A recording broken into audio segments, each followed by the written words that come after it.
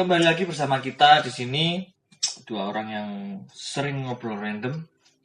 Dimana di sini ada saya sendiri, Rito Fani, dan di samping saya udah ada saudara Wahidul. Kita berhubung suka membahas hal-hal random dan suka ngobrol-ngobrol. Di kesempatan kali ini kita juga akan membahas hal-hal yang menurut kita menarik buat dibahas. Jadi kita itu sering ngulik bagaimana perkembangan mobil dari dulu, dari awal mobil keluar sampai sekarang itu kalau menurut kita perubahannya itu sangat drastis gitu, dari segi desain, teknologi, terus kemudian dari fitur-fitur itu udah sangat-sangat jauh berbeda dibanding teknologi zaman dulu. Makanya di kesempatan kali ini kita akan membahas lebih lanjut bagaimana perkembangan teknologi mobil dari tahun ke tahun. Yang dimana di tahun 40-50an mobil itu bentuknya masih malah nggak kayak mobil gitu. Malah kayak gerobak. Rodanya kecil-kecil, nggak ada atapnya, terus kemudian dari segi mesinnya pun nyalain mesinnya itu juga masih di engkol kayak dongfeng ngono kae. Memasuki di tahun 60-an, 50-60-an bentuk dari mobil sebelumnya iki wis ilang. Dimana yang pertama gerobak di tahun 50-60-an iki wis bentuknya itu ya bentuk inti, komponen inti, bagian-bagian inti dari mobil ya seperti halnya mobil sekarang wis ada atapnya, terus kemudian untuk bagian rodanya iki wis enggak kayak roda tipis kayak gerobak, rodanya wis ban karet. Untuk mesinnya juga udah diperbarui ya, teknologinya karburator ya tetap masih karburator karuan masih tahun segitu masuk injeksi aneh itu malah time traveler masih. Dan ada fitur keamanan loh bro yang di tahun berapa itu yang pernah didemonstrasikan itu. Jadi kalau ada orang lewat berhubung ada mobil tuh mau nabrak itu terus ada kayak payung buka gitu bro. Tahun piro ki? Apa tahun itu? Yang menurutku revolusioner di masa itu yang one step ahead ki Volvo karo BMW. Seatbelt? Bukan, bumper. Jadi ketika nabrak bumper ini ada bekasnya. Mantul berarti. Mantul. Kuwi nek sing ngertiku yang menerapkan teknologi itu Mercy, BMW sama Volvo, tapi itu udah masuk di tahun 80-an kalau nggak salah ya. Ini baru masuk teknologi kayak gitu.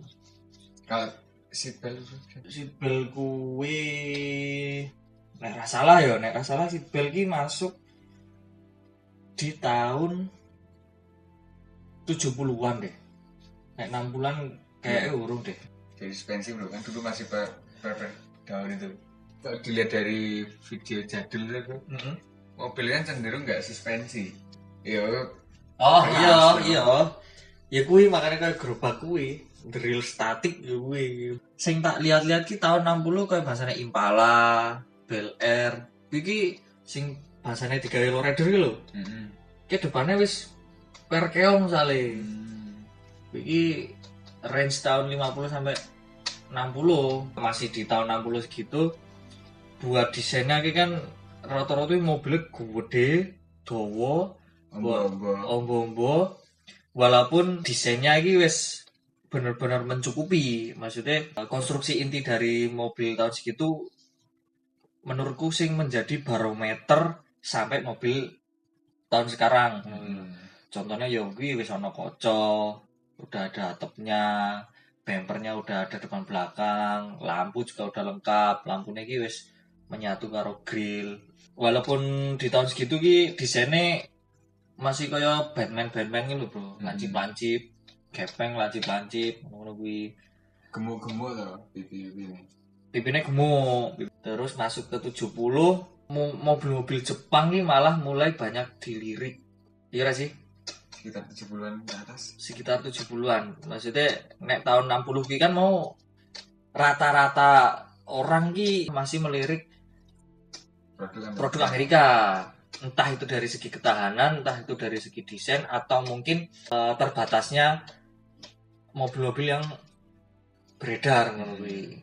Nah, menurutku sepengetahuanku mobil-mobil Jepang itu mulai dilirik di tahun 70-an. Contohnya yang ketika produsen Jepang mengeluarkan brand mobil itu langsung hype ki Corolla.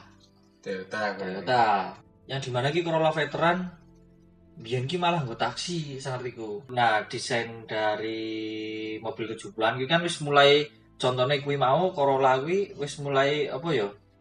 Compact, cilik, dimensinya nggak besar, terus bentuknya ya wis membulat-bulat, terus dari segi cc pun jauh lebih kecil dari mobil-mobil Amerika. Apa itu kan ya bro, juga sebagai karakter pembedanya ya, Jepang lebih minimalis desainnya mungkin sih, atau kalau mungkin Amerika itu lebih besar sampai sekarang nggak sih? sampai sekarang sih. Dan mungkin ini bro, Jepang itu mengefisiensikan dimensi dan bahan bakar mungkin loh. Bisa juga bro. Jadi dari segi dimensi luar mobil karo mesinnya iki wis nggak se ekstra dari produsen Amerika. Dan bisa juga katanya pengaruh ke harga bisa ya. Ini lebih terjangkau Jepangan. Walaupun dari segi teknologi tetap sama-sama ya. Bar 70 ki 80. Nah, iki 80 di tahun segitu konsep-konsep yang membulat-bulat udah mulai hilang. Yang dimana tahun 80 kuwi sepengamatanku desainnya ki kotak-kotak bro, rata-rata. Jadi kalau yang 80 itu udah langsung slim, langsung nyudut ngene iki. Contohnya DX dari Corolla yang sebelumnya Corvette iki langsung desainnya iki langsung ning Corolla DX kotak banget tuh DX. Terus kemudian di tahun segitu Lancer SL ya kan kotak. Daihatsu Charman peralihan tahun 70 ke 80 ki lebih ke di bagian desainnya tok sih menurutku. Ya kuwi lebih ke fitur-fitur tambahan lah, bukan fitur-fitur inti lah. Kayak di tahun 80 ki mulai ditemukan speedometer digital.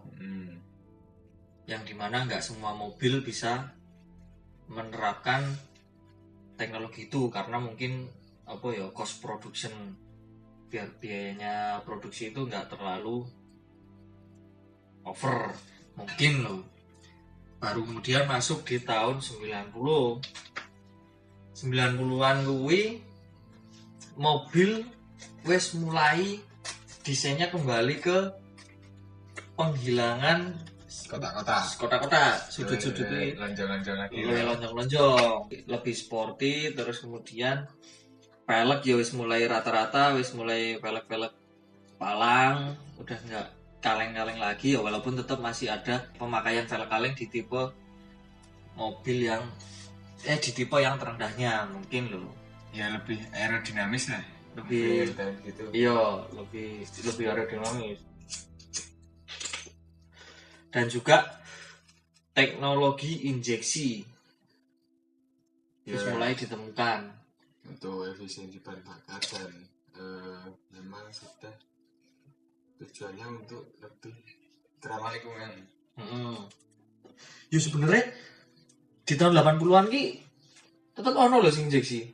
Cuma enggak masuknya bukan mobil yang bisa dijangkau semua kalangan. Contohnya prototipe bro itu bro. Cressida. Ini 86 nggih. Ya berarti hampir injeksi. Peralihan lah. Ya peralihan ya ding. Maksudnya 80 pun tetap 80 akhir ya. Peralihan ke 90 kuwi. Baru kemudian di tahun 90 akhir kuwi masuk 2000 ada penambahan teknologi sing menurutku teknologi keamanan yang menurutku wes kuwi top of the top airbag sampai sekarang beda nenek sekarang kuwi airbag ki wes nggak cuma di 1 atau 2 titik. Sekarang kan mobil-mobil mewah, mobil-mobil luxury kan wis pirang titik ya. Kabin depan dashboard ki 2. Kene door trim samping kanan kiri 2 1 1. Mburi ono 1 1. Wis berapa titik? 6 titik. SPG. Bedanya ya itu semakin mahal biaya produksi mobil, semakin banyak fitur keamanan yang dicantumkan. Cuman di tahun segitu juga di interior udah mulai lumayan bro. Di tahun 90. Yo, fitur-fitur yang ada di dalam interior gitu kayak yang benar-benar bisa dibilang sangat-sangat memudahkan yuk. Nek ngomong ke tahun 80 ke 90 ya, teknologi power window bro. Oh, gak sing ngomongnya engkel ngene iki saklar. Dadi saklar. Iya, menurutku kuwi sangat-sangat membantu yang dimana tadinya itu butuh tenaga buat buka, wis ono power window nih. Matic atau manual tuh bro? Tahun berapa bro? Matic kuwi wis dari tahun 60 wis ono Matic. Walaupun Maticnya kuwi masih nek ra salah 2 atau 3 speed. 2000 ki di bawah 2000 wis ono Vitek. Tahun piro? 90 sampai 2000-an. Sekitar 95 naik lah. Nah, tapi kok kenapa 95 berarti ki Genio Vario ya? Genio Vario kenapa dibilang Vitek banci? Ya karena enggak ada Viteknya bro. Pira ono Viteknya? Genio ora ono. Enggak, Vario berarti. Vario yang ono. Vario tapi kenapa dibilang Vitek banci? Katanya karena SOHC bro. Karena Vitek sing SOHC karo DWC. Kayak sing ya mulai suka sing D. Vario kan D tuh. D16. Contohnya karo sing B. Sing B kan wis HT DWC. Iya. Nah, sing Dewi sik SOHC. Mungkin gue jadi masuk Vitek banci.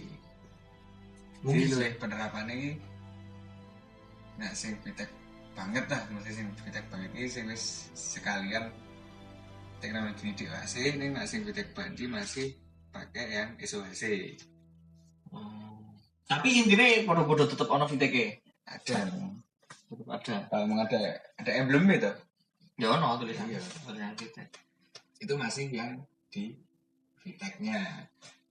Kalau yang 2000-an sampai 2010-an kan udah ada I-nya. Jazz iki sih IDSI. Bro, iVitek ki mulai iki, Bro. Ya mungkin 2009 iVitek ki. Yang dimaksud IDSI ki apa? Ya lebih mudahnya double busi, Bro. Berarti businya mau lu. Iya. Maksudnya fungsinya untuk apa busi 8 itu? Ya luwe perform aja pembakarannya. Lebih bagus, sempurna. Karena disuplai dengan 2 sumbu tuh ibaratnya. Tapi kenapa IDSI itu dipandang sebelah mata dibandingkan yang versi Vitek? Ya karena nanggung bro. Nanggung. Nah Vitek kan bener-bener bisa dapat puncaknya atau powernya kan. Nah IDSI kan dari segi pembakaran lebih sempurna we. Kalau Vitek kan juga memang dapat juga power. Berarti intinya ki IDSI itu versi irite. Iya. Yeah. Versi lebih efisien dari Vitek biasa. Yang dimana untuk sekarang malah sing dicari sing Vitek, sing bukan sing IDSI dari segi harga loh. Ini kalau IDSI perawatan ya lebih boros. Maksudnya bukan lebih boros sih. Lebih mahal. Sekali perawatan lebih ekstra. Iya. Contohnya kayak busi pun 8. Iya toh. Kok biasa kan berarti cuma beli 4, lu beli 8 bro. Iya sih. Kan menangnya apa? Kalau nggak IDSI dia masih mati satu, nggak enak mesin. Mati siji nggak enak. Berarti kalau yang VTEC IDSI kan IDSI walaupun masih mati satu nggak dua kan masih hidup. VTEC nek mati siji iki nggak enak rasane. Nek IDSI mati siji ora krasa. Soalnya lumayan bro, maksudnya selisih harga after sales VTEC karo IDSI iki selisihnya iso sampai 10 juta loh. Lebih mahal yang VTEC. Ya lebih mantep powernya itu bro. Nek dari Toyota VVTi mulai muncul, yang dimana VVTi ini mulai masuk di 2006. 8 lah. 2008. Yang lebih tahu boleh Komen-komen. komen-komen meluapkan idenya. Baru 2008 sampai sekarang wes teknologi ini macam-macam. 2006 ki Honda dan Toyota ki mengeluarkan beberapa produk tipe hybrid. Tapi anehnya Jadi semi listrik. Jadi nek setauku hybrid itu ketika RPM bawah dia berjalannya pakai motor hybrid, motor listrik. Ketika di RPM piro ya 3000 kalau nggak salah ki baru dia pakai engine mesin. Tapi kenapa kok teknologi kui apa ya nggak sebegitu hype teknologi listrik sekarang? Mungkin bro, dari segi maintenance repot lah. Iya sih. Kan harus ada dua hal yang dirawat. Iya ding. Mungkin baterai tau mesti baterai. Karo engine pembangkitnya itu. Paling isih tabu, isih orang-orang masih pada takut untuk punya teknologi hybrid karena terutama ya di Indonesia mungkin perawatannya lebih mahal kalau dibanding di negeri produsen asalnya. Terus baru kemudian sekarang ini banyak banget produsen mobil listrik yang beredar dari berbagai negara pabrikan. Mobil listrik sekarang ini ngeri-ngeri bro, maksudnya kayak BYD lah contohnya, BYD yang Cina. Tapi di sini ini nggak kelihatan ini mobil Cina. Nek sekilas sih BYD liwat itu kayak mobil Eropa, mobil listrik gue di Indonesia terutama ya. Belum ada kasus yang fatal, maksudnya apakah setangguh itu mobil listrik? Nek dari segi sudut pandangmu? Mungkin dari konvensional aja bisa benar-benar rusak atau kemungkinan tuh. Iya. Tergantung perawatan. Apalagi listrik yang cenderung dari contohnya elektronik. Elektronik kan perawatannya juga susah gampang. Untuk saat ini mungkin karena dia masih baru, semua komponen masih baru. Ya kalau beberapa tahun mungkin 5 tahun itu tetap pasti udah kerusakan bro. Aki aja 2 tahun 3 tahun loh maksimal soal. Pasti ada penurunan performa. Iya pasti. Walaupun nggak rusak banget pasti ada penurunan performa. Kalau dalam ketangguhan pas powernya besar bro. Power ketika masih prima. Nah mungkin jangka panjangnya lebih awet gitu ya. Ya. Mungkin bisa lebih tahan terhadap situasi apapun tetap konvensional. Semua balik ke ini sih ya, ke bagaimana cara merawat ya. Apakah mungkin ke depan ini semua menggunakan listrik kendaraan terutama? Mungkin, cuman kendalanya tempat charging bro. Ya itu kendalanya mobil listrik. Kita harus pintar-pintar menghitung jarak yang sangat ditempuh. Jarak tempuh berapa maksimal? Berapa kilometer ada bang? Ada maksimal ki nek ra salah 400 kowe. Ya range 200 sampai 400 nek sangertiku. Itu normal landai. Belum kalau medan-medan gunungan, pasti kan konsumsi baterai lebih besar. Iya, lebih ekstra. Ini bisa listrik rumahan nggak? Bisa, tapi Lama. biasanya kita ketika membeli mobil listrik itu udah disertai upgrade listrik ya. Oh, berarti besar bro. Harus besar. Oh, walaupun kita bawa alat casnya pun belum tentu di tempat itu bisa ngecas. Sebenarnya mungkin bisa, cuma ya itu lebih lama dan mungkin bisa marai anjlok, marai apa? Geglek. Berarti kedepannya ki mobil mesin konvensional ini nggak bakal hilang, ya, tetap pasti ada. Pasti ada. Apalagi minyak bumi masih dibor terus ya. Ya pasti masih dibikin terus konvensional. Dan terutama biasanya orang-orang yang hobi otomotif, menurut saya tetap ketika udah mantepnya di mesin konvensional, bisa-bisa malah mereka sama sekali nggak melirik mobil listrik. Apalagi alat niaga yang besar-besar, truk, kapasitas angkutnya besar-besar bro. Jadi kan nggak semua jenis truk atau kontainer tuh mampu diganti listrik. Saya belum pernah menemukan mobil listrik nerjang banjir. Belum pernah lihat ya? Belum. Ya itu juga kontroversi mungkin.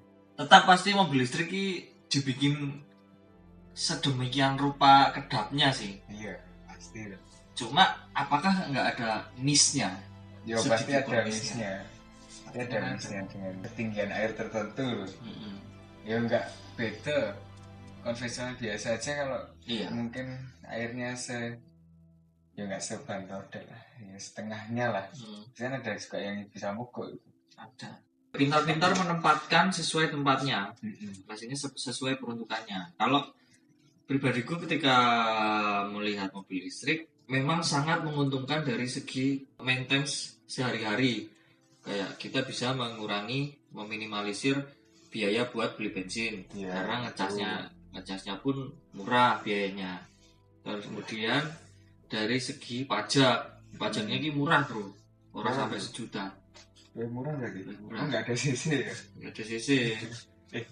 Tapi ada tipe besar kecil mungkin. Mungkin dari tipe dimensi kendaraannya.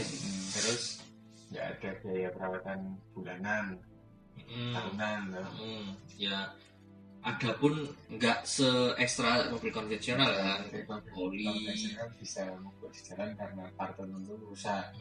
Tapi kalau itu jarang kayaknya. Nggak berisik, nggak menimbulkan polusi suara, polusi udara. Tapi mungkin nggak bro, malah beresiko di keamanan pengendara lain nggak bro? Ketika kita bicara membahayakan, ya gue balik lagi nek mobil listrik sekarang ki udah ada fitur safety-nya yang entah itu ngerem otomatis, entah itu bisa mendeteksi adanya objek-objek di sekitar. Itu kan bisa miss bro. Bisa miss tetap. Tetap bahaya tau. Tetap bahaya. Malah lebih bahaya kayaknya. Bahaya. Ya sekarang pun wis ada iki bro. Ada produsen knalpot sing khusus nggo mobil listrik. Oh. Jadi munine ya fiktif. Muni ngono kuwi. Aneh kae tapi mobil listrik memang membantu keseharian, tapi karena sampai saat ini mobil listrik itu masih merupakan hal yang baru, jadi kita belum bisa lihat kedepannya mobil listrik itu seperti apa nasibnya dan efek sampingnya penggunaan dari mobil listrik tersebut. Apakah benar-benar teruji tangguh, layak, atau tetap masih nggak bisa setangguh mobil-mobil mesin konvensional? Mungkin tidak langsung dialihkan ke alat transportasi umum, alat pengangkut kah di gudang, atau alat pengantar penjemputan di pelabuhan, di bandara, atau di stasiun untuk loading barang. Mungkin lebih bagus gitu. Ya, mau seperti apa nasib kendaraan-kendaraan listrik? Ya semoga saja ketika memang bisa dibilang tangguh, tetap populasi dari mobil listrik dan mobil mesin konvensional tetap menurutku harus seimbang. Iya. Saling melengkapi lah. Nggak langsung salah satu turun toh. Mungkin segini dulu obrolan kita kali ini, dan yang mungkin mau menambahkan pendapat-pendapat kalian bisa tulis di kolom komentar. Kalau misal dari kami ada kurang dan atau mungkin salah atau mungkin perlu dibenarkan, ya silahkan kalian tulis saja pendapat kalian masing-masing di kolom komentar. Sampai jumpa di obrolan-obrolan random kita berikutnya.